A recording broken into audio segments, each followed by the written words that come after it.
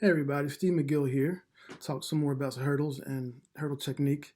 So last week I talked about back kick, and this week I want to kind of continue on that theme and talk about dorsi-flexion versus plantar flexion. Okay, because a lot of back kick is caused by plantar flexion, and I'm going to explain the difference between those two, between dorsiflexion and plantar flexion, and how it affects hurdlers and their hurdle mechanics. Okay, so Uh, dorsiflexion basically means that the toe is pointed up, okay? And plantar flexion means the toe is pointed down, all right? So if I'm pointed up, I'll be able to cycle, okay?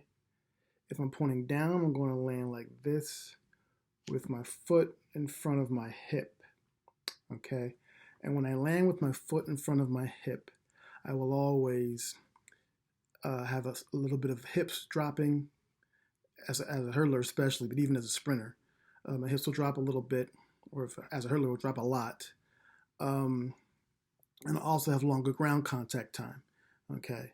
And so if you look at these two photos here, these are from, I just screenshotted these from my book, The Art of Hurdling. These are both posed photos. So in the first one, you'll see what dorsiflexion looks like, how the foot is parallel to the ground.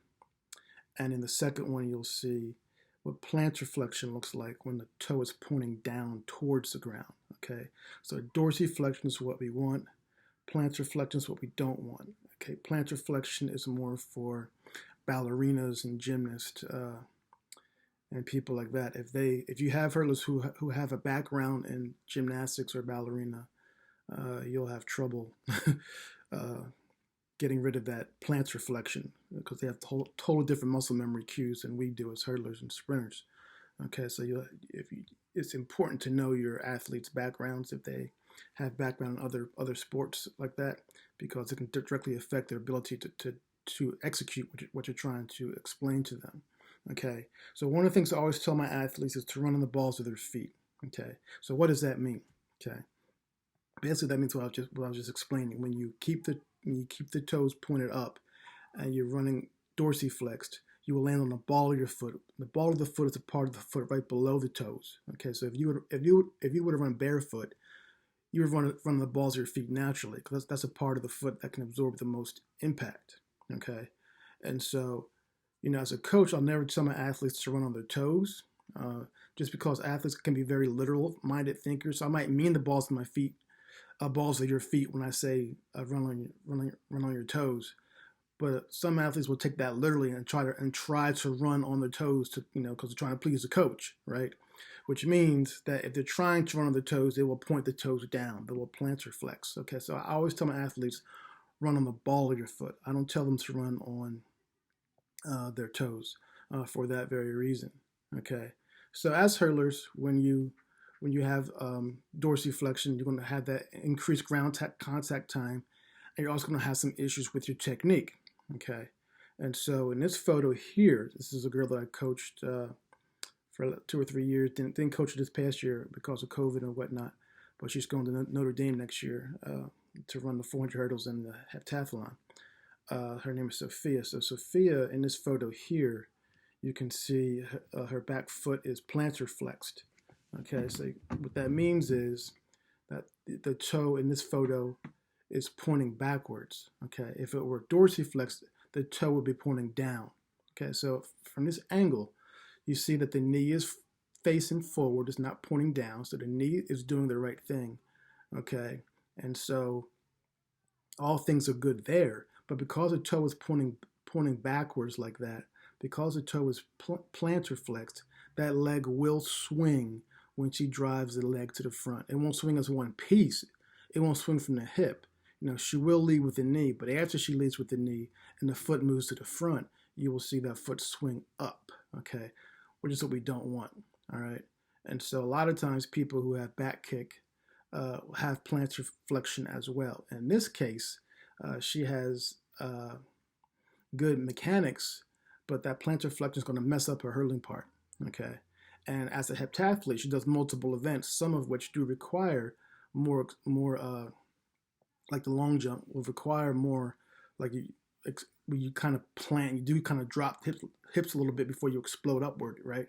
So that muscle memory is conflicting with the hurdle muscle memory in a case like that. Okay, so what I want to look at now is a sequence of my man Malik Mixon. Okay, Malik is a high school junior out of Georgia who's been coming up to North Carolina to visit and work out and train with me about once a month or so as time has allowed. Okay, and so let's take a look at some photos of Malik here and break down for you what we're seeing and what we want to see. Okay, so Malik's a good example of how it's done when it's done right. Okay, in terms of what we're talking about today, the plantar-flexion versus the dorsi-flexion. Okay, so in his first photo here, okay, you're seeing that Malik is coming off the previous hurdle, and the foot that's on the ground is on the ball of the foot. Okay, and the foot that's in the air is dorsi-flexed. Okay, dorsi-flexed means, as I said before, the foot is parallel to the track. So when I say the toes are pointing up, that doesn't mean that they're literally pointing towards the sky. Okay, toes pointing up means that you're able to have that angle that he has there with his foot that's in the air, where it's directly parallel to the track or perpendicular to the track. Okay, that means he's going to have a good getaway stride because he's on balls of his feet with the foot that's on the ground. He's going to have a good getaway stride here, a good powerful first stride off the hurdle. Okay, next photo. This is stride number 1 towards the next hurdle. So 1, 2, 3 in between. This is stride number 1. So the foot that's on the ground, again, it's on the ball of the foot. Okay, and the foot that's in the air, you can see the toe is pointing down. That's how it should look when you are sprinting and you are dorsiflexed. The foot that's in the air should be pointing. The toe of the foot that's in the air should be pointing down, like Malik says. So if you look at the knee of that leg, you can see the knee is driving forward, which again is what we want. Okay, next stride. Okay, you can see this stride is a little bit shorter because it's gathering to get ready to clear the hurdle. Okay, but again, you see that the foot on the ground is on the ball of the foot where he can push off without wasting time, minimizing his ground contact time and also maximizing his explosiveness. Okay, upper body posture is good as well. Okay, next photo. Okay, he's driving. This is step 3. He's driving into the hurdle. Okay, and the foot that's on the ground, which will eventually become the trail leg in a second. That foot is on the ball of the foot. He's pushing off the ball of the foot, which means he will be able to explode forward and drive through the hurdle. Okay, the foot that's in the air, which is in the process of becoming the lead leg. Okay, that foot, you can see the toe again is pointing down, and the knee is driving forward. These are the angles that we want, lower body wise. Okay, so if you can see his upper body, you can see his posture is good, but he's way too tight. That effort in his face and in his muscles, his arm muscles and chest muscles and neck muscles is way too much tension there. But his angles are very good. Okay, so looking at this photo, we can see he's about to have a good attack position to go into the hurdle. Okay, and now he takes off. Okay, the back foot has now left the ground, and the lead leg is now driving at the hurdle.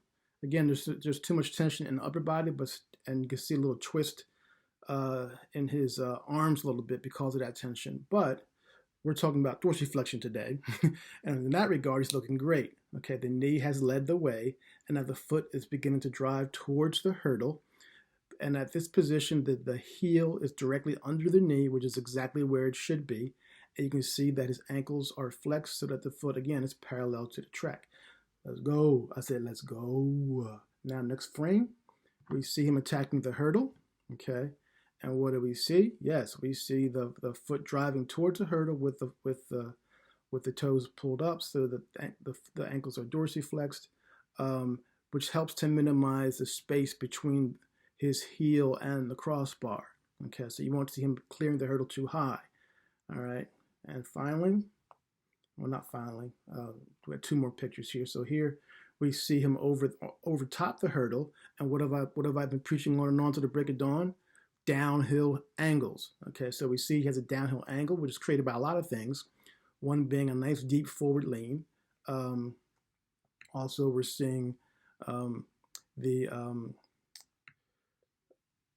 toes of both feet are dorsi-flexed. I mean, the ankles of both feet are dorsi-flexed, toes pulled up. Okay, so that's going to enable that cyclical action that we're talking about. Okay, cycle, cycle, cycle, cycle over the hurdle. So when you're moving full speed, it's the same thing. You're still looking to cycle, cycle, cycle over the hurdle, which is what he's doing here.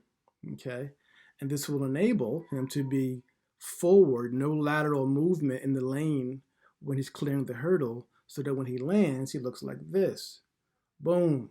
Okay. The knee, the leg in front, which is now the trail leg, is high and tight. That's what we like. That see how the knee is facing the front, and we also see how the foot of that leg is parallel to the track yet again. And again, we have that action with the foot that's on the ground. And you notice the foot on the ground, the heel's almost touching the ground. If I were to go one frame before this one, you will see the heel touch the ground actually. But that's okay, as long as your weight is on the ball of the foot. When you land off the hurdle, the heel will touch the ground just from the force of the landing. But as long as the weight is on the ball of the foot, you're good. Okay, so we're not trying to avoid the heel touching the ground at all. Not in the hurdle stride. In the sprint strides, yes. But in the hurdle stride, the weight of the landing will cause the heel to touch the ground. But that's okay as long as the weight stays on the ball of the foot and you're able to push off as soon as you land like he is. Okay, so from this position, he'll be able to sprint off the hurdle with no problem.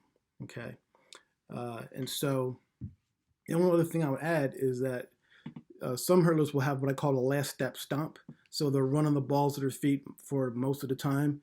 And then when they get to the hurdle, that last stride to the hurdle, they'll run flat-footed and create all kinds of elevation. That's probably people who have long jumped in the past or high jumped in the past, or play basketball, actually. People who have to go up will want to plant, okay, and they'll often stomp that last stride. We want to stay on the ball of the foot through the hurdle, okay? So even though that last stride will be taken with more force, okay, it'll be a more forceful stride because you're going over the hurdle, still, we want to stay on the ball of the foot. Every stride we take is on the ball of the foot, okay, even out of the blocks, which we'll talk about in another video in a week or two, okay? So there we go in terms of plantar flexion versus dorsi-flexion. Dorsi-flexion, good. Plantar flexion, bad. Okay, keeping it simple. That's what you want to know.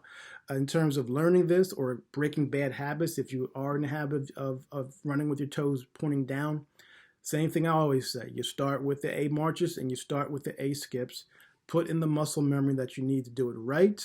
Okay, and then once you've got that muscle memory with the easier, slower drills, you just gradually speed things up. High knees, high knee action, those kind of drills. Do all that stuff before you even put a hurdle up, okay? And then we do put a hurdle up, put up low ones, okay? Put 24-inch Johns, put them things up, and then once you get in the habit of keeping that dorsi-flexed, then you go to 30, 33, you can start speeding things up and opening up the spacing and whatnot. You always want to start slow so that the muscle memory is getting in there, because it's easy to speed things up once you're doing it right. Okay, but if you're speeding things up too soon, you'll never get it right.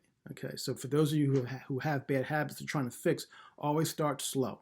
Okay, and always start with low hurdles when you bring the hurdles in.